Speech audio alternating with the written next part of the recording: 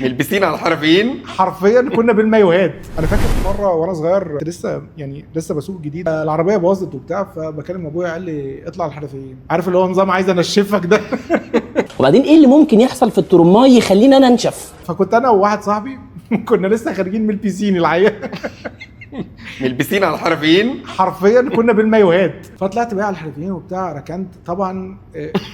الشاب الميكانيكي الجميل شاف جوز فخاد داخل عليه. تعالى عمور زميلي في الشغل. هاي ازيك يا حمامه؟ اتشقطت شاطه. اكيد. لا مش بس كده، انا وانا واقف، انا في واد صغير جه كده مش عارف بيبيع مناديل ولا بيبيع مش فاكر كان بيعمل ايه، شويه لقيته هو ماسك موبايلي. ده نوكيا ده ايه ولا ده ايه؟ انا ما حسيتش باي حاجه، فانا مسميني حاسس ان ده موبايله، فبقول له اه نوكيا ده انا عندي اخوه. ببص في جيبي مفيش حاجه، هو عايز يعلم عليا، ما كانش عايز يسرقني.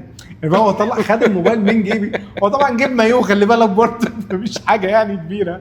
بس لا الحرفين انت لو مش فاهم هتتروق.